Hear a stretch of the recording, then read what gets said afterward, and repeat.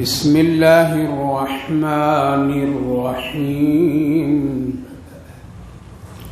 واذکر اخا عاد اذ انذر قومه بالاحقاف وقد خلت النذر من بين يديه ومن خلفه ألا تعبدوا إلا الله إني أخاف عليكم عذاب يوم عظيم قالوا أجئتنا لتأفكنا عن آلهتنا فأتنا بما تعدنا إن كنت من الصادقين قال إنما العلم عند الله وأبلغكم ما أرسلت به ولكني أراكم قوما تجهلون فلما رأوه عارضا مستقبل أوديتهم قالوا هذا عارض ممطرنا بل هو ما استعجلتم به ريح فيها عذاب أليم تدمر كل شيء بأمر ربها فأصبحوا لا يرى إلا مساكنهم كذلك نجزي القوم المجرمين صدق الله العظيم واذکر اخا عاد، یاد کیجئے عاد کے بھائی کو، یعنی حضرت ہود علیہ السلام۔ اذ انذر قومہ بالاحقاف، جب وہ اپنی قوم کو ڈرائیں جو لوگ احقاف میں رہتے تھے۔ وقد خلت النذر من بین یدیہ ومن خلفہ، جبکہ اس سے پہلے بھی آگے اور پیچھے ڈرانے والے گزر چکے تھے، اور اس بات کی کہ اللہ کے سوا کوئی معبود نہیں ہے۔ انی اخاف علیکم عذاب یوم عظیم، بے شک میں ڈرتا ہوں تمہارے سلسلے میں بڑے دین کے عذاب کے سلسلے میں۔ قالوا اجئتنا لتأفکنا عن آلہتنا، لوگوں نے جواب میں کہا کیا تم لے کے آئے ہو ہمارے پاس ایسی بات جو ہم اپنے معبود سے پھر جائیں؟ پھر تم لے آؤ اگر اپنی بات میں سچے ہو، یعنی کوئی عذاب جس کا تم وعدہ کرتے ہو، ڈراتے ہو۔ قال انما العلم عند اللہ، جواب دیے کہ اس کا علم تو اللہ کے پاس ہے، مجھے تو صرف پہنچانے کے لیے حکم ہے۔ وَلَكِنِّي أَرَاكُمْ قَوْمًا تَجْهَلُونَ، اور میں تو یہ سمجھتا ہوں اور دیکھ رہا ہوں کہ تم سب ناسمجھ قوم ہو۔ بھائی اور بزرگوں، گزشتہ مجلس میں چند آیت مبارکہ پر روشنی ڈالی گئی تھی جس کا اہم مضمون اور خلاصے کے طور پر یہ باتیں سامنے آئی تھی کہ ماں باپ کا حق بہت ہے، ان کے ساتھ ہمیشہ حسن سلوک کا معاملہ کرنا چاہیے، اور جو لوگ ماں باپ کی فرما برداری کرتے ہیں تو اللہ کی طرف سے یہ خاص توفیق ملتی ہے کہ وہ اللہ کی بھی فرما بردار ہو جاتے ہیں۔ لہذا اس کی پوری تفصیل اور آیت مبارکہ کی روشنی میں ضروری اور اہم باتیں آپ حضرات کے سامنے گزشتہ مجلس میں عرض کر چکا ہوں۔ اسی سلسلے کی ایک کڑی جو پہلے آیات گزری تھی، درمیان میں ماں باپ کے حق اور حقوق کو اللہ نے ذکر اس لیے فرمایا تھا کہ جو لوگ ماں باپ کو نہیں پہچان سکتے ہیں وہ اللہ کو کہاں سے پہچانیں گے۔ اس بنیاد پر میں درمیان میں ماں باپ کے حق اور حقوق، ان کے ساتھ میں اچھا برتاؤ کرنے کی باتیں آئی تھی۔ اس وقت جو آیت کریمہ کی تلاوت کیا ہوں، ایک مشہور و معروف پیغمبر حضرت ہود علیہ السلام گزرے۔ حضرت ہود علیہ السلام اللہ کے پیغمبر تھے، اور ایک خاص علاقے میں ان کا رہنا تھا اور ایک خاص قوم کی طرف وہ بھیجے گئے تھے۔ احقاف اس علاقے اور اس بستی کو کہا جاتا ہے کہ جو پہاڑوں کے ڈھال اور اوپر نیچے بہت ہی مستعد علاقے میں اور بہت ہی ہموار علاقے میں وہ آبادی قائم ہو، یعنی جاذب نظر اور بہت ہی خوبصورت علاقہ ہو، اس کو بھی احقاف کہتے ہیں۔ تو حضرت ہود علیہ السلام وہاں کے بسنے والوں کی طرف گئے تھے اور جا کر کے انہوں نے ڈرایا، ان کو بتایا اور اللہ کا پیغام سنائے، جو ہر ایک پیغمبر ہر ایک نبی کی ذمہ داری ہوتی ہے۔ حضرات انبیاء علیہ السلام کی ایک ہی ذمہ داری، اللہ کا پیغام جس طرح اللہ نے پہنچانے کا حکم دیا ہو بہو اسی طرح وہ پہنچاتے، اس میں نہ کوئی کٹوتی، نہ خلط، نہ ملط، نہ اپنی طرف سے کوئی حذف و اضافہ کرتے تھے۔ لہذا اس قوم کی طرف جب وہ گئے ہیں، جبکہ اس سے پہلے بھی بہت سارے انبیاء علیہ السلام ڈرا کر بتا کر سمجھا کر کے جا چکے تھے اور ایک اس بات کی دعوت دی ہے اللہ کے سوا کوئی معبود نہیں ہے۔ غور کیجئے کہ یہ جملہ اللہ کے سوا کوئی معبود نہیں، لا الہ الا اللہ، اللہ کے سوا کوئی معبود نہیں، اس بات کو سمجھانے کے لیے اتنی بڑی تعداد نبیوں اور رسولوں کو اللہ نے اس دنیا میں بھیجا۔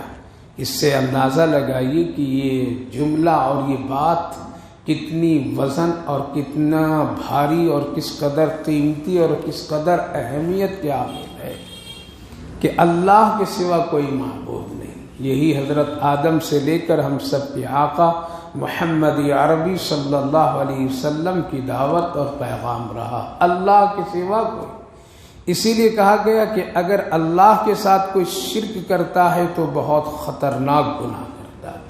جس طرح سے اس جملے میں اور اس بات میں، اس کلمے میں ایک وزن ہے، ایک طاقت ہے اور اس کی ایک اہمیت ہے، اور اس کے لیے اتنے بڑے بڑے پیغمبر اور انبیاء علیہ السلام آئے، تو اگر اس کا خلاف کوئی آدمی کرتا ہے تو کتنا بڑا مجرم اور گنہگار ہوگا۔ جس طرح سے ایک بات کے کہنے کے لیے بڑے بڑے افسران اگر آ جائیں تو اس سے سمجھ میں بات آتی ہے کہ یہ کام بہت اہم ہے، تبھی تو ملک کے بڑے بڑے افسران، بڑے بڑے عہدیدار، بڑے بڑے پڑھے لکھے لوگ آ کر کے بار بار بتا رہے ہیں، پھر اس کی ایک اہمیت سمجھ میں آتی ہے۔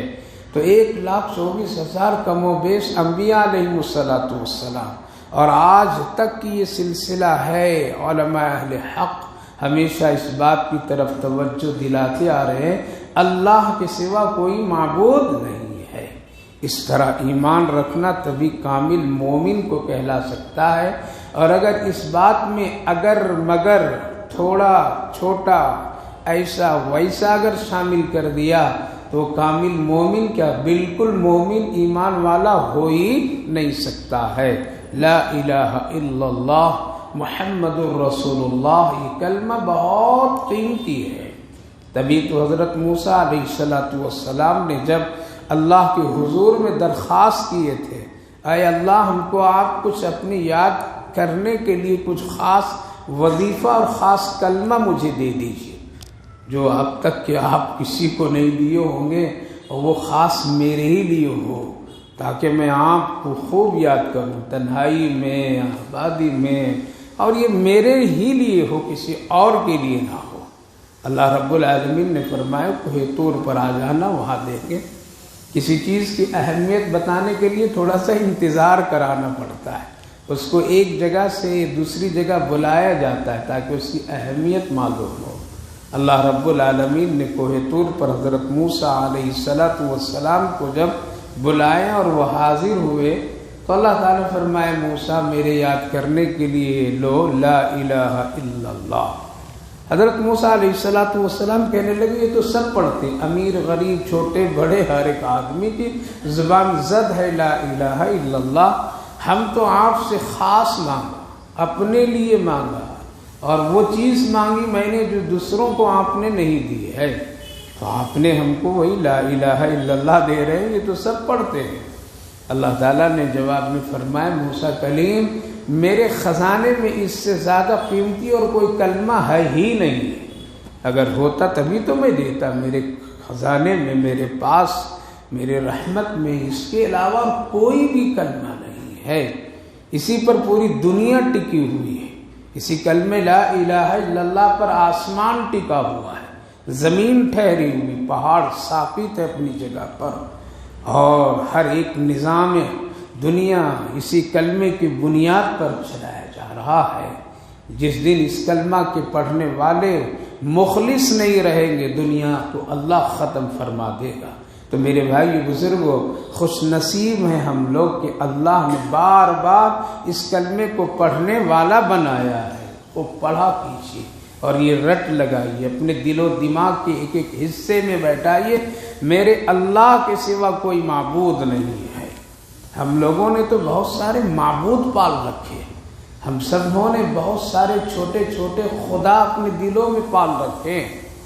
آپ کہیں گے کہ نہیں، کہاں بس ایک اللہ کا کلمہ اور ایک اللہ کو مانتے ہیں، لیکن مصیبت کی گھڑیوں میں، پریشانی کے عالم میں نہ جانے کتنے خدا ہم تلاش کرنے میں لگ جاتے ہیں، شاید کہ اس سے ایسا، اس کی وجہ سے، اس کی وجہ سے وہ یہ کر دے گا، اس سے یہ ہو جائے گا۔ یہ ساری جو چیزیں خیالات میں پیدا ہوتی رہتی ہیں، اس سے پتہ چلا کہ ہمارا دل ایک اللہ پر مطمئن نہیں ہے کہ جو کچھ وہ کر رہا ہے، جو کچھ کرے گا وہ بہتر اور اچھا، اور وہی سب سے اچھا کرے۔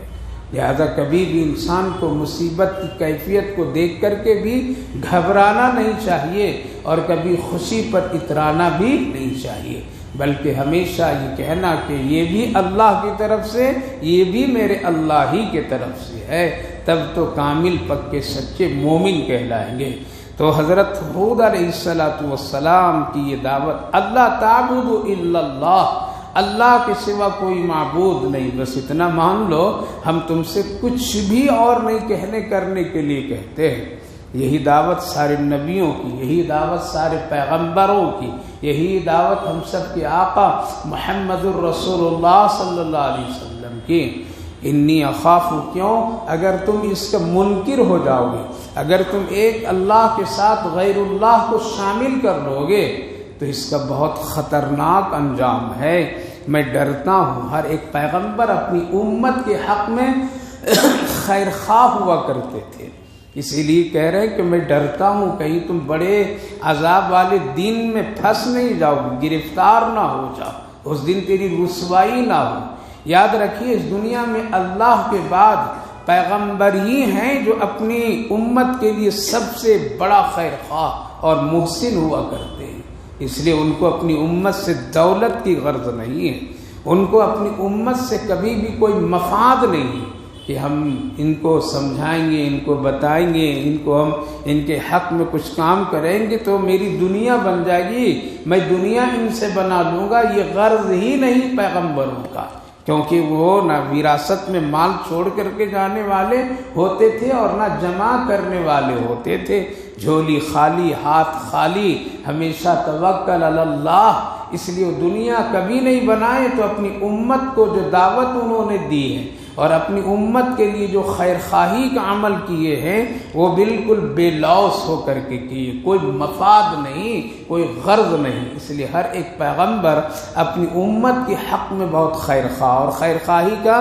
ایک ہی مقصد کہ ان کی آخرت بن جائے، ان کی موت اچھی ہو جائے، یہ اللہ سے جڑ جائے، یہ جنت میں جانے والے بن جائے، جہنم سے بچ جائے۔ یہی تو ہم سب کے آقا نبی اکرم صلی اللہ علیہ وسلم کی اپنی امت کے حق میں دعائیں اسی لیے تو نکلا کرتی تھی، رب سلم امتی، اے میرے اللہ ہماری امت کو سلامتی عطا فرمائیے۔ تو ہمیشہ اپنے امتیوں سے پیغمبر بہت ہی حسن سلوک اور اچھا برتاؤ کیا کرتے تھے، تو اسی لیے فرمایا انی اخاف، میں ڈرتا ہوں، تم وہ چیز نہیں جانتے ہو، اس انجام کو نہیں جانتے ہو، اس لیے تم قبول کرنے کے لیے تیار نہیں ہو۔ مثلاً ایک ڈاکٹر اگر ایک مریض کو دیکھتا ہے، جانچ کرتا ہے، اس کے اوپر خیال رکھتا ہے اور اس کی بیماریوں کی تشخیص کر لیتا ہے، اس سے پتہ چل جاتا ہے ڈاکٹر کو تجربے سے یا کسی بھی طرح سے کہ یہ بیماری آگے چل کر کے اس کے لیے بڑا خطرہ ہے، یہ زخم اس کے لیے جسم کے لیے بڑا خطرہ ہے، اس کو بتاتا ہے کہ یہ زخم جو نظر آ رہا ہے تیرے جسم پر یہ بہت خطرہ ہے، یہاں سے یہاں تک کہ کاٹنا پڑے گا۔ تو مریض کہتا ہے کہ آپ شاید ہمارے ساتھ ظلم کرنا چاہتے ہیں، آپ ہمارے ساتھ بھلائی اور خیر خواہی کا کام نہیں کرنا چاہتے ہیں، آپ ہم کو بڑے خرچوں میں ڈالنا چاہتے ہیں، آپ ہمارے ساتھ کوئی بڑا نقصان کر دینا چاہتے ہیں۔ لہذا ڈاکٹر اگر صحیح ہوتے ہیں تو صحیح علاج کے طور پر مریض کو صحیح رہبری اور رہنمائی کرتے ہیں۔ یہ زخم تو دیکھنے میں تو چھوٹا ہے لیکن اس کا زہر بہت بڑا ہے، اس لیے یہاں سے یہاں تک کے حصہ کاٹنا پڑے گا، کیوں؟ وہ جانتا ہے۔ اسی طرح سے پیغمبر انبیاء علیہم السلام آخرت کے سلسلے میں وہ جانتے تھے کہ اس کا انجام بہت برا ہوگا، شرک کا انجام بہت برا ہے، شرک ایک بڑا خطرناک گناہ ہے، اس کا سیدھے جانا جہنم میں طے ہے، اسی لیے وہ بچاتے تھے اور ڈرتے تھے اور ڈراتے تھے۔ انی اخاف علیکم عذاب یوم عظیم قالوا اجئتنا، جب یہ باتیں سن لیے وہ لوگ تو کہنے لگے جواب میں، اچھا میرے معبودوں سے تم ہٹانے کے لیے آ گئے ہو، دور کرنے کے لیے آئے ہو، بیزاری کرنے کے لیے آ گئے ہو؟ اگر تم یہ بات کہتے ہو اور کوئی عذاب تم دکھانا چاہتے ہو اور دعویٰ کرتے ہو کہ ہم تمہاری بات نہیں مانیں گے تو اللہ کا کوئی عذاب آ جائے گا، تو لے آؤ عذاب، لے آؤ عذاب۔ کیسا عذاب ہے؟ کون سا عذاب ہے؟ کس شکل کا عذاب ہے؟ ہم ذرا دیکھنا چاہتے ہیں۔ جب لوگ بے خبر ہوتے ہیں تو اس طرح کی باتیں کہتے ہیں، جیسے آج بہت سارے انسان ہی کہتے ہیں میاں تمہارا حق ہم نہیں دیں گے، کیا کرنا کر لو، وہیں سمجھ لیں گے۔ اس کو شاید وہاں کا انجام معلوم نہیں ہے، وہاں کے حالات سے وہ واقف شاید نہیں ہے۔ گناہ ایک آدمی کرتا ہے، کر لینے دو، وہاں دیکھ لیں گے جو مسئلہ پیش آئے گا۔ شاید اس کو قبر کی تنہائی اور قبر کی عذاب کے سلسلے میں کوئی معلومات نہیں، اگر ہے تو اس کی اہمیت وہ نہیں دے رہا ہے۔ تو اسی طرح سے وہ لوگ کہہ رہے ہیں کہ اگر آپ ہو تو لے آؤ کوئی عذاب، لے آؤ کوئی دکھاؤ۔ یہ صرف بات کہنے کی، اب تک تو عذاب دیکھا نہیں، کیسا عذاب ہوتا ہے، کیا ہوتا ہے۔ لہٰذا وہ لوگ بار بار اس کا مطالبہ کرتے رہے، نہیں مانیں گے تیری بات، عذاب لے آؤ، نہیں مانیں گے تیری بات، کچھ ہے تو کر کے دکھا دو۔ پیغمبروں کو ساتھ جب اس طرح سے کام اور اس طرح کی باتیں جب امت کہنے لگتی ہے تو اللہ تھوڑے دن کے لیے کیا کرتا ہے؟ مہلت دے دیتا ہے، بولنے دو اس کو، چڑھنے دو اس کو، کہنے دو اس کو، جانے دو اس کو۔ کہاں تک جائیں گے؟ رسی تو کس کے ہاتھ میں؟ چرواہے کے ہاتھ میں، بکری کی۔ ایک بکری کے پاؤں میں اگر ایک لمبی رسی باندھ دی جائے تو کہاں تک جائیں؟ اس کی رسی تو کس کے ہاتھ میں ہے؟ چرواہے کے ہاتھ میں ہے۔ بکری کتنی بھی کوشش کرے گا، اونٹ کتنا بھی کوشش کرے گا، لیکن مالک ایک مرتبہ کھینچ کر کے پھر اس کو لے آتا ہے۔ تو اللہ کبھی ڈھیل دیتا ہے، اس میں آدمی سمجھتا ہے نہ عذاب ہے نہ سزا ہے، نہ اللہ ہے نہ کوئی پکڑنے والا ہے، نہ کوئی دیکھنے والا ہے۔ اس خوش فہمی میں وہ گناہ کا ڈھیر کر دیتا ہے اور انبار لگا دیتا ہے۔ لے آؤ کو ان کنتم من الصادقین۔ کیا جواب دیے؟ قال انما العلم عند اللہ۔ یہ عذاب کب آئے گا، کیسے آئے گا، کیوں کر آئے گا، اس کا علم کس کو ہے؟ اللہ کو ہے، اللہ کو ہے۔ بس ہم کو تو صرف بات کہنے کا حکم دیا گیا ہے، بس اس سے آگے ہم کچھ بھی نہیں کہہ سکتے۔ وہ عذاب کیسا ہوگا، وہ عذاب کب آئے گا، کیوں آئے گا، کس شکل کا، اس کا علم نہیں ہے، ہم اس کا دعویٰ بھی نہیں کریں۔ اس سے یہ پتہ چلا کہ عالم الغیب صرف اور صرف کون ہے؟ اللہ ہے، اللہ کے سوا کوئی نہیں ہے۔ انبیاء اور پیغمبر وہی بات کہتے تھے، انہی باتوں کی خبر دیتے تھے، جس بات کی خبر اللہ دینے کے لیے حکم دیا کرتا تھا، جس بات کا علم پیغمبروں کو اللہ عطا فرماتا تھا، وہی وہ خبر، وہی وہ باتیں کہا کرتا۔ اپنی طرف سے اگر کچھ کہہ دیں تو ان کی بھی گرفت اور وقت پر پکڑ ہو جاتی تھی۔ تبھی تو حضرت یونس علیہ السلام کی پکڑ ہوئی نہیں، انہوں نے صرف اپنی قوم کو تو ڈراتے ہوئے یہی کہہ دیے اگر نہیں مانو گے 3 دن میں تیرے اوپر اللہ کا عذاب آ جائے گا. لیکن ابھی اللہ تو ان سے کہا نہیں تھا کہ تم متعین کر دو، مقرر کر دو، دین کہہ دو، نہ کچھ بھی نہیں، اپنی طرف سے انہوں نے کہہ دیے. پکڑ ہو گئی، گرفت ہوئی، اور وہ سمجھ گئے کہ یہ بات ہم نے بہت بھاری بات کہہ دی ہے، میری شان کے خلاف ہے، پیغمبروں کی شان کے خلاف ہے. بس کیا انجام کیا ہوا ہم اور آپ کو اچھی طرح جانتے ہیں. ان کو اس بستی کو چھوڑ کر کے نکلنا پڑا، اور پھر وہ تفصیلات ہے کہ مچھلی کے پیٹ میں بطور ایک عبرت کے لیے اللہ نے ان کو جگہ دی، اور پھر وہ حالات بنے. پتہ یہ چلا کہ پیغمبر کچھ بھی نہیں. حضرت موسیٰ علیہ السلام سے بھی کسی نے پوچھا تھا اے موسیٰ علیہ السلام اس وقت سب سے زیادہ علم کس کے پاس ہے اور جاننے والا کون ہے؟ تھوڑی دیر حضرت موسیٰ علیہ السلام غور و فکر کیے، ادھر ادھر دیکھیں، کہا کہ اس وقت اس زمین پر سب سے زیادہ علم میرے پاس ہے اور ہم ہی کو معلوم ہے. اللہ نے فوراً کیا کیا؟ تھوڑی دیر کے لیے گرفت فرمایا. موسیٰ یہ کیسے کہہ دیا؟ علم ایک سمندر ہے، علم ایک بہت بڑا دریا ہے، اس کی گہرائی تک کوئی پہنچ نہیں سکتا ہے. کیسے کہہ دیا؟ میرا ایک بندہ ہے، جا کر ذرا ملو ان سے.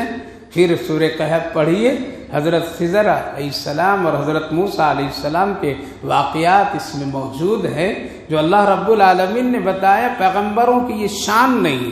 ہم سب کے آقا نبی اکرم صلی اللہ علیہ وسلم سے بھی جب لوگوں نے 3 سوالات کیے تھے تو آپ نے فرمایا کل آ جانا، میں اس کا جواب دوں گا. اللہ نے وحی کو 15 دن تک کے روک دیا ہے. ذرا جواب دے لیجیے، جواب دے لیجیے. کیسے آپ دیتے ہیں؟ 15 دن تک کے نبی پریشان ہو گئے، اور پھر وہی جب آئی وَلَا تَقُولَنَّ لِشَيْءٍ إِنِّي فَاعِلٌ ذَلِكَ غَدًا إِلَّا أَن يَشَاءَ اللَّهُ. آپ کیسے کہہ دیں کل میں یہ بات کہہ دوں گا، بتا دوں گا، سوال کا جواب دوں گا؟ آپ کو تو انشاءاللہ کہنا چاہیے تھا. تو میرے بھائی بزرگوں، غیب کی خبر، غیب کا علم کس کو ہے؟ یہ جو لوگ آج کل ہتھیلیوں کو دیکھ کر کے بتا دیتے ہیں تیرا ستارہ گردش میں ہے، تم ابھی بہت گھاٹے میں جا رہے ہو. وہ بندہ خود ہی گھاٹے میں ہے، جو بتا رہا ہے نا وہ خود گھاٹے میں ہے. اس کو خود اپنی زندگی کے بارے میں کوئی خیر خبر نہیں ہے. وہ پتھروں سے دوسروں کی روزی کے دروازہ کھولنا چاہتا ہے، لیکن اپنا خود اس کو پتہ نہیں ہے. لہذا جو لوگ یہ ہاتھوں کو دیکھ کر کے، یہ نمبر کو جوڑ گھٹاؤ کر کے جو یہ سب چیزیں کرتے ہیں، اور آج ماں بہنیں مرد عورت قسمت آزمانے کے لیے وہاں جایا آیا کرتے ہیں، یہ سب گناہ کیا ہے؟ گناہ ہے. ایک طرح کے یہ شرک کا دروازہ کھلنے کا ایک ذریعہ ہے. یہاں سے توکل علی اللہ ختم ہونے کا سلسلہ شروع ہو جاتا ہے.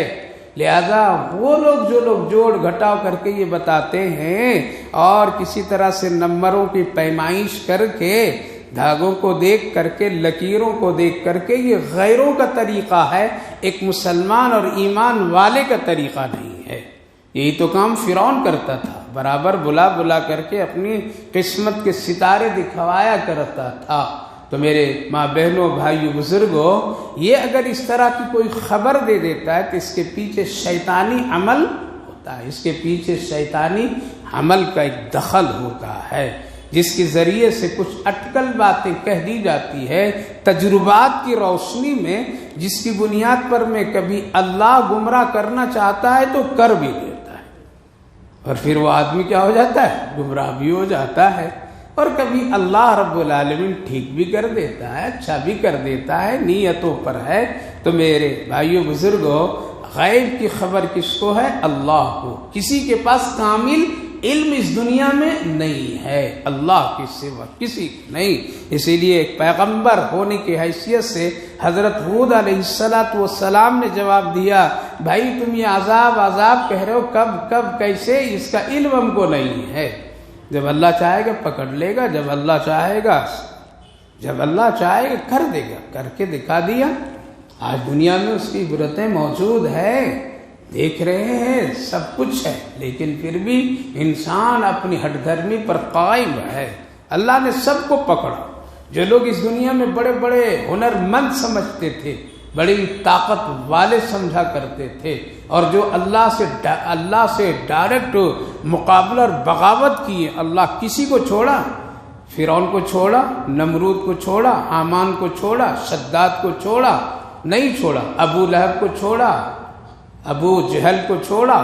دنیا میں ایسے کتنے لوگوں کی ایک لمبی فہرست ہے، کسی کو نہیں چھوڑا اور نہ چھوٹیں گے وہ لوگ۔ یہاں بھی پکڑے جاتے ہیں اور وہاں بھی ان کی پکڑ بڑی سخت ہے، اسی لیے اللہ ضرور پکڑتا ہے ظالموں کو۔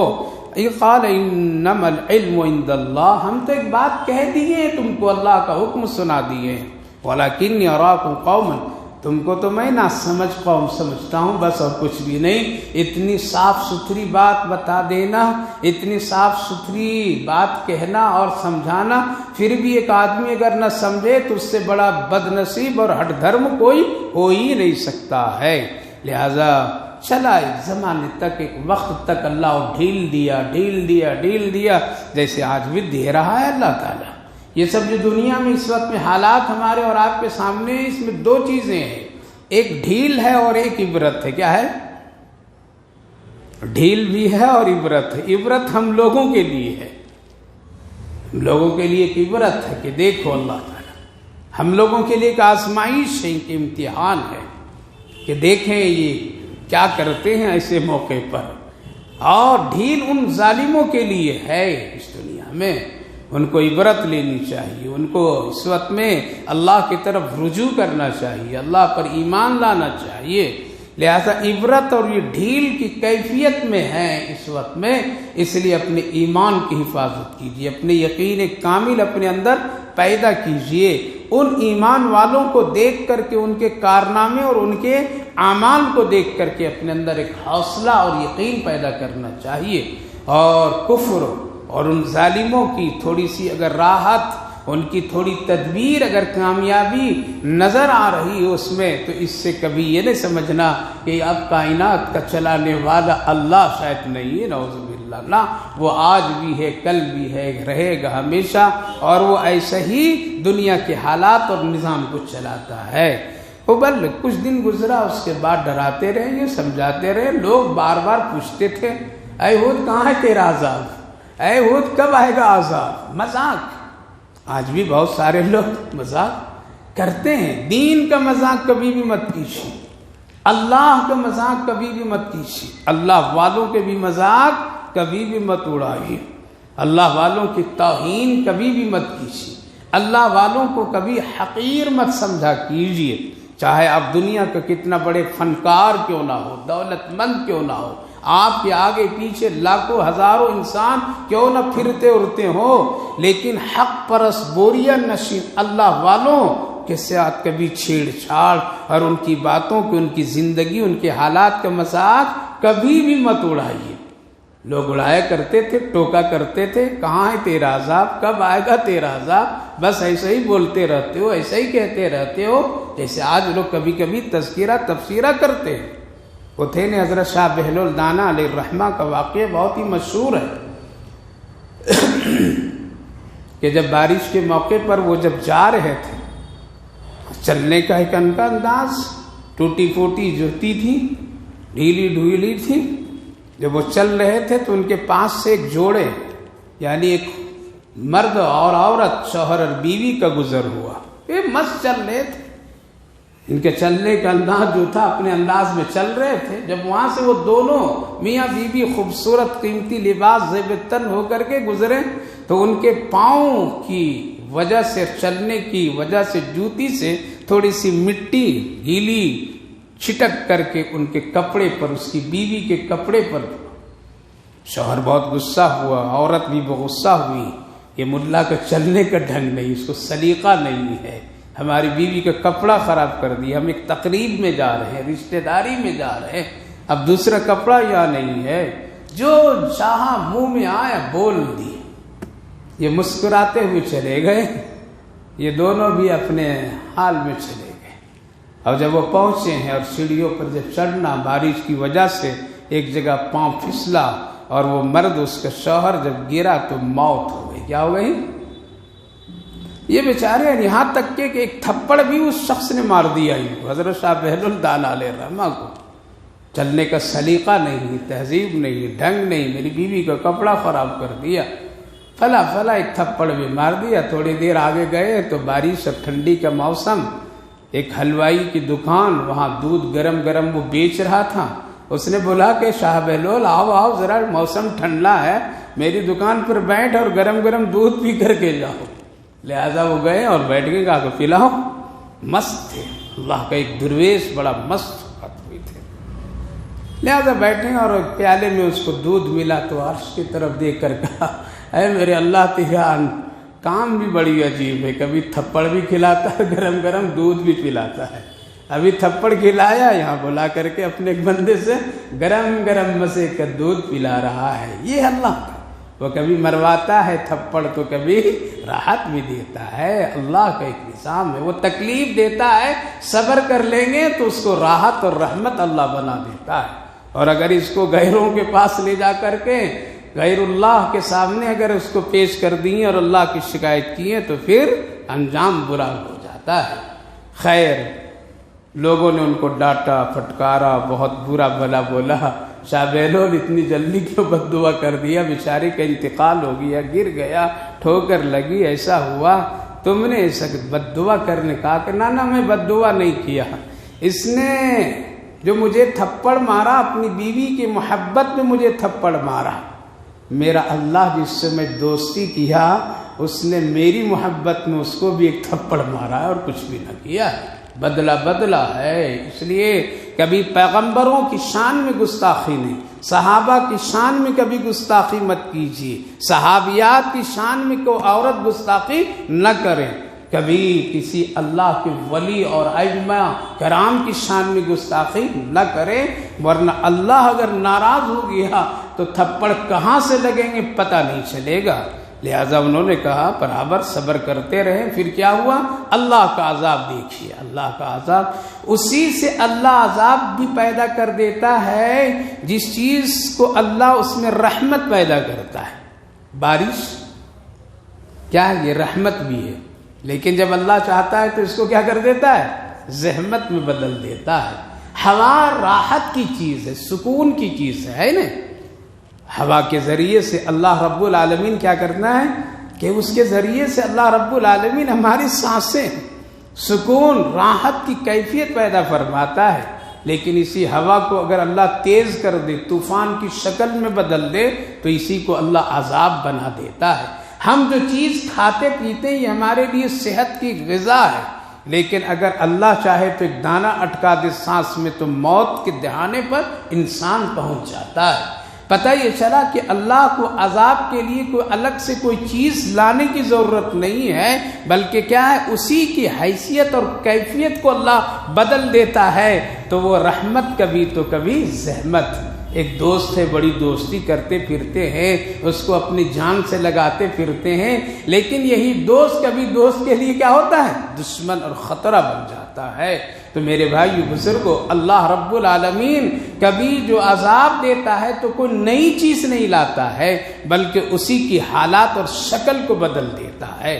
اسی کو گھوڑا پالتا تھا کون؟ ابو لہب گھوڑا پالتا تھا۔ لوگ پوچھتے تھے کیوں پال رہا ہے، کیوں گھوڑا پال رہا ہے؟ کہتا تھا اس گھوڑے پر بیٹھ کر کے محمد کو نعوذ باللہ قتل کروں گا۔ بہت ہاتھ سے ہلایا کرتا تھا، کھانا کھلاتا تھا، غذائیں دیتا تھا، بہت پیار کرتا تھا، اس گھوڑے سے بہت اس کی لگاؤ کی کیفیت، اور یہی کہتا تھا اس گھوڑے پر ایک دن بیٹھ کر کے میں محمد کو نعوذ باللہ کیا کروں گا؟ لیکن انجام کیا ہوا؟ اسی گھوڑے نے اس کو زمین پر پٹکار اپنے پاؤں سے رون کر کے اس کو مار ڈالا۔ اللہ رب العالمین نے الگ سے کسی کو نہیں بھیجا۔ اللہ کبھی دشمن کو دوست بنا کر کے محافظ بنا دیتا ہے، اور کبھی اللہ دوست کو دشمن بنا کر کے عذاب کی شکلیں پیدا کر دیتا ہے۔ اللہ کا نظام ہے یہی میرے بھائی بزرگوں، اس لیے الگ سے نہیں۔ کیا کیا؟ اللہ رب العالمین نے تھوڑی سی گرمی کی کیفیت پیدا فرما دی ہے ماحول میں، آب و ہوا میں۔ اب جب گرمی ہے تو پھر چاہت کیا ہے؟ بارش ہو جائے، بارش ہو جائے، بارش ہو جائے۔ دعائیں کرتے ہیں نا لوگ، دعائیں کرتے ہیں، نمازیں پڑھتے ہیں، استسقاء کی نماز پڑھتے ہیں، دعا کیا جاتا ہے، کرایا جاتا ہے اللہ رحمت کی بارش بھیج دے۔ لہذا جب گرمی کی کیفیت ان کے اندر میں پیدا ہوئی اور ماحول اور موسم میں، تو یہ لوگ بارش کے طلبگار ہوئے، کاش کہ بارش ہو جاتی، ٹھنڈک ہو۔ لہذا اچانک اللہ نے ایک بادل خوبصورت جو بارش کی کیفیت پیدا کرتی ہے، جس کو دیکھ کر کے انسان سمجھتا ہے بارش ہوتی ہے، اور اللہ کا یہ نظام ہے، اللہ اچانک بارش نہیں بھیجتا ہے، اس میں بڑی حکمت ہے، اچانک نہیں بھیجتا ہے، بلکہ ماحول پہلے دکھاتا ہے اپنے بندوں کو، پہلے بادل کو کالا کرتا ہے، ہوائیں چلاتا ہے، بادل کو ادھر سے ادھر پھراتا ہے اور ایک ماحول کی کیفیت پیدا کرتا ہے۔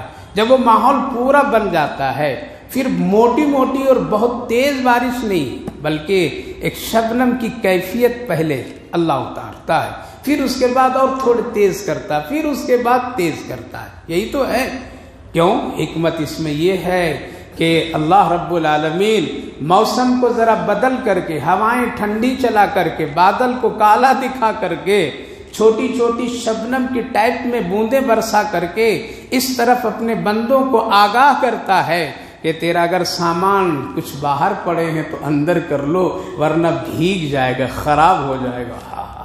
اللہ کتنا خیال رکھتا اپنا بندے کو۔ تیرے کپڑا اگر چھت پر سوکھ گیا ہے تو پھر کیا کرو، اس کو اندر کر لو۔ تم کو اگر بارش کا پانی باغ اور کھیت میں جمع کرنا ہے تو کیا کرو، پھاوڑا لے کر کے جاؤ، کدال لے کر کے جاؤ، پانی کو روکنے کے لیے سارا سسٹم کر لو۔ اگر تم کو بارش کا پانی اپنے گھر میں محفوظ کرنا ہے تو بڑے برتنوں کو تیار کر لو۔ کتنا بڑا اللہ کریم رحیم ہے، اللہ کی قدرت اور شان دیکھیے۔ وہ چاہتا تو ایک ہی مرتبہ بارش اتار دیتا۔ لہذا جو لوگ کھلے ہوئے تجارت کرتے ہیں، کپڑوں کی تجارت کرتے ہیں، گلے راشن کی تجارت کرتے ہیں، کھلی ہوئی جگہ ہے، اچانک پوری بارش ہو جائے تو پھر کیا ہوں گے، گلے بھیگ جائیں گے، تاجروں کا نقصان ہوگا۔ اللہ اتنا بھی نقصان دینے، ہم تو پورا دین نقصان میں ڈال دیتے ہیں۔ جائے تو جائے، اللہ جانے ہم کیا کریں گے، یہ تو کہہ کر کے اطمینان ہو جاتے ہیں۔ لیکن اللہ کی کریمی پر شکر ادا کیجیے، اللہ کی حکمت پر شکر ادا کیجیے۔ لہذا یہ موسم اٹھا، گرمی کی کیفیت میں ٹھنڈک کی کیفیت آئی، بادل دیکھنے لگے تو لوگ کہنے لگے اب تو بارش ہوگی۔ کیا ہوگی؟ اب تو بارش ہوگی۔ حضرت ہود علیہ السلام سمجھ گئے اوفو، اب یہ عذاب ہے۔ کیا ہے؟ عذاب ہے۔ اللہ فرمائے لوگ کہنے لگے فلما راہ عارضا مستقبل اودیت، جب بادل کو اٹھتے ہوئے لر بھری جس کو کہتے ہیں، بارش والا بادل جب لوگ دیکھے تو ذرا خوش ہوئے اور کہنے لگے اب تو بارش ہوگی۔ قالوا ھذا عارض ممطرنا، اب تو بارش ہوگی، ٹھنڈک ہوگی، ہم خوش ہوں گے، فلاں فلاں۔ بل ہوا مستعجلتم، تو حضرت ہود علیہ السلام، ارے بھائی ابھی بھی توبہ کرو۔ کیا کرو؟ یہ بارش تیری رحمت کے لیے نہیں ہے، یہ بارش وہ ہے جس عذاب کو تم جلدی جلدی مانگ رہے تھے، اللہ دے رہا ہے۔ بل ہوا مستعجلتم بی ریح، یہ ہوا وہی طوفان وہ ہے جس عذاب کو تم ہم سے سوالات کرتے تھے، لہذا وہ فی عذاب علیم، یہ تو بڑا دردناک عذاب آ رہا ہے۔ کون؟ پیغمبر سمجھ گئے، پیغمبر کو اطلاع مل جاتی ہے، پیغمبروں کو یہ ہو جاتا ہے حکم، لہذا یہ پھر بھی ڈرائے، لیکن نہیں۔ پھر کیا ہوا؟ فارسلنا علیہم الریح صرصرا، قرآن کریم میں اتنا تیز ہوا، اس قدر طوفانی بارش کی کیفیت ہوئی، اور یہ زمین، درخت، پیڑ پودے، جانور چلتے چلتے اوپر اٹھ جاتے تھے اور اوپر سے نیچے گر جاتے تھے۔ ہر ایک چیز کو اللہ نے تہوبالا کر دیا۔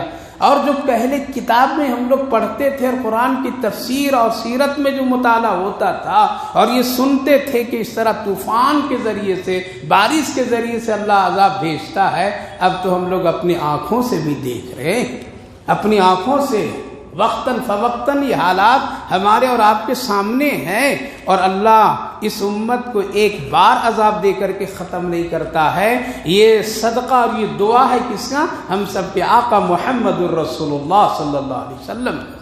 ورنہ جس طرح پہلی قومیں جس طرح ایک ہی بار ایک ہی عذاب سے ختم، پھر دوسری قوم کو اللہ تیار کرتا تھا، اس امت پر اللہ نے رحم فرمایا اور ہم سب کے محسن کائنات امام الانبیاء حضرت محمد الرسول اللہ صلی اللہ علیہ وسلم نے جو خاص 3 دعائیں کی تھیں، ان ایک دعا میں یہ دعا بھی شامل، اے اللہ میری امت پر قوم عاد، قوم سمود، قوم لوط کی طرح ایک بارگی عذاب بھیج کر کے ہلاک مت کیجیے گا۔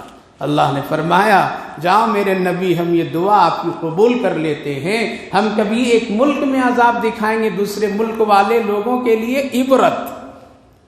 عبرت، وہاں زلزلہ تو یہاں سکون، وہاں کی دھرتی، وہاں کی زمین ہلے گی، یہاں کی زمین ٹھہرے رہے گی، یہاں والے لوگ اس سے عبرت لیں۔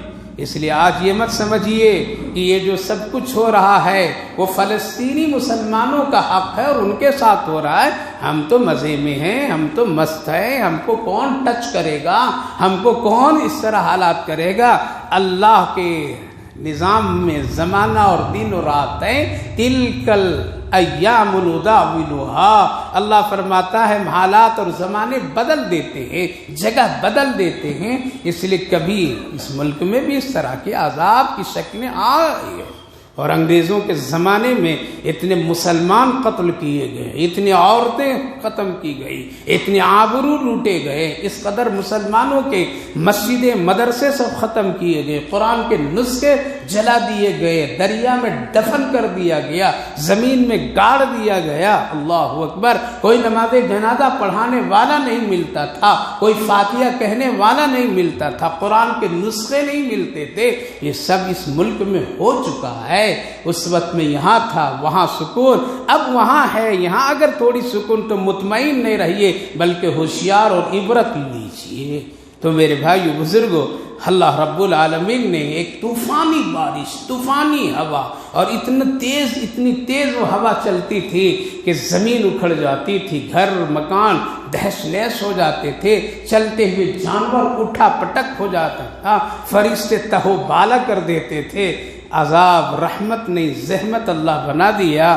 تدمر کل شیء بامر ربها، اللہ فرمایا کہ ساری چیزوں کو الٹ پلٹ کر کے رکھ دیا اللہ کے حکم سے۔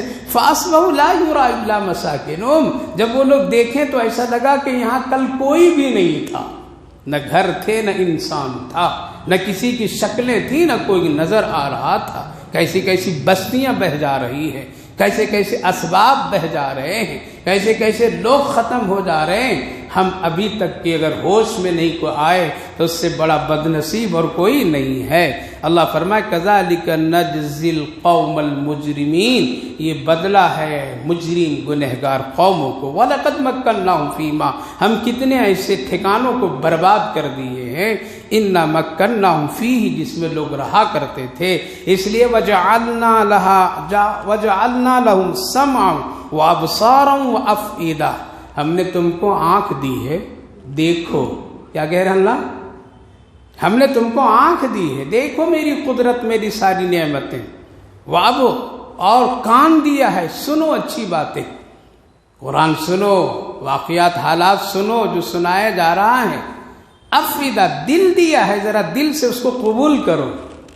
فما اغنا، اگر یہ سب تم کچھ نہیں کرو گے، نہ تیری آنکھیں بچا سکے گی، نہ تیرا دل بچا سکے گا، نہ تیرا کان کام آئے گا۔ ولا افئدتهم من شيء اذ كانوا يجحدون بآيات الله وحاق بهم ما كانوا به يستهزئون۔ یہاں 3 چیزوں کا ذکر ہے، کتنی چیزوں کا؟ پورے جسم سے 3 چیزیں، کان، آنکھ، دل۔ کان سے باہر کی چیز کہاں جاتی ہے؟ اندر، یہی ایک راستہ ہے۔ اور آنکھ سے بھی ایک چیز دیکھ کر کے کہاں لے جاتے ہیں اس کو؟ دل میں وہاں جا کر کے سب بنتے ہیں جو ہم دیکھتے ہیں، جو کچھ ہم دیکھ کر کے اپنے دل میں بساتے ہیں، جو کچھ ہم سن کر کے۔ اس لیے ایمان کی یہ 3 درجے ہوتے ہیں، کتنے ہوتے ہیں؟ یہ 3 آلہ ہیں، 3 سامان ہیں جس سے ہم ایمان لاتے ہیں۔ ایمان آدمی دیکھ کر کے لاتا ہے، جیسے صحابہ کرام رضوان اللہ عنہم اجمعین نے قرآن کو اترتے دیکھا، ٹھیک ہے، قرآن نبی کو سامنے دیکھے، وہ سنے بھی، کیا کی ہے، اور پھر وہ دل میں اتارے۔ ہم لوگوں نے صرف سنا، دیکھا نہیں، نہ نبی کو دیکھا نہ قرآن اترتے دیکھا۔ پتہ یہ چلا کہ سن کر کے بھی ایمان لانا معتبر، دیکھ کر کے بھی ایمان لانا معتبر ہے، یہ دونوں چیزیں۔ اور اس کو ہم کہاں لے کے جاتے ہیں؟ دل میں۔ اسی لیے ایمان بالقلب پہلی ہے کہ دل سے ایمان لاؤ، اور اس کا اظہار کہاں کرو؟ زبان سے اس کا اظہار کرو کہ ہم نے کلمہ پڑھ لیا ہے۔ اور بڑا اظہار کس سے کرو؟ عمل سے کرو، نماز پڑھو، پتہ چل جائے گا ایک مسلمان ہے۔ تو انسان سے جو سوالات ہوں گے وہ ان تین چیزوں سے ہوں گے۔ کتنے سے؟ آنکھ اچھی رکھیے، خراب مت کیجیے ورنہ اسی سے سوال، کان اسی سے سوال۔ اسی لیے تین چیزوں کو، یہ اگر تین چیزیں بگڑ جائے تو پورا معاشرہ بگڑ جاتا ہے۔ یہ تین چیز اگر انسان خراب کر لیتا ہے تو بڑے بڑے فساد وجود ہے۔ میں نے سنا، ہم کو کہا، کس سے کہو رہا ہے بات؟ کان سے۔ ہم نے یہ دیکھا، چاہے دیکھا نہ دیکھا، کس کا حوالہ دیا؟ آنکھ کا۔ پھر وہ دل سے سارے فیصلے کرتا، اچھے برے۔ اس لیے دل کا گناہ ہوتا ہے۔ اللہ رب العالمین، صحابہ کرام رضوان اللہ عنہم اجمعین نے اسی لیے کہا یا رسول اللہ، دل میں تو اچھے برے سب خیالات آتے ہیں، تو ہم لوگ تو بچیں گے نہیں اللہ کے عذاب سے۔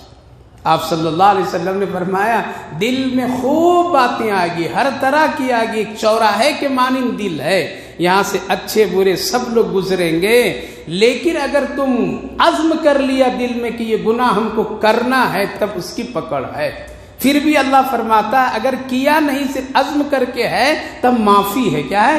اللہ معاف کر دے گا۔ لیکن دل میں عزم کیا اور عمل سے اس کو عمل کر لیا تو وہ گناہ بن جاتا ہے، ورنہ دل میں اللہ پاک کر دیتا ہے۔ اور ایک نیکی ہے جو آدمی دل میں سوچتا ہے اور پھر اس کو کرتا ہے، تو دل کی نیکی کو بھی اللہ قبول فرماتا ہے۔ حدیث پاک میں نبی اکرم صلی اللہ علیہ وسلم نے ارشاد فرمایا ایک آدمی ہے جو یہ نیت اور دل اپنے دل میں ہمارے پاس مال ہوتا، ہم بھی اس کے طرف صدقہ کرتے، لیکن اس کو مل نہیں رہا ہے، وہ کر نہیں پا رہا ہے۔ کل قیامت کے دن اللہ رب العالمین فرمائیں گے ارے بندہ تیرے پاس کوئی نیکی نہیں، لیکن میرے پاس تیری ایک نیکی ہے، تم دل میں یہ نیت کیا کرتا تھا، اور مالدار بنانا کس کا کام؟ میرا کام تھا۔ ہم نے تم کو مالدار نہیں بنایا، لیکن تیرے دل میں یہ آرزو حسرتیں رہی، آج اسی نیکی کی بنیاد پر ہم تیری مغفرت اور بخشش کر دے رہے۔ تو اپنے دل کو پاک رکھیے، پاک خیالتوں سے اپنے دل کو سجائیے، پاک خیال دل میں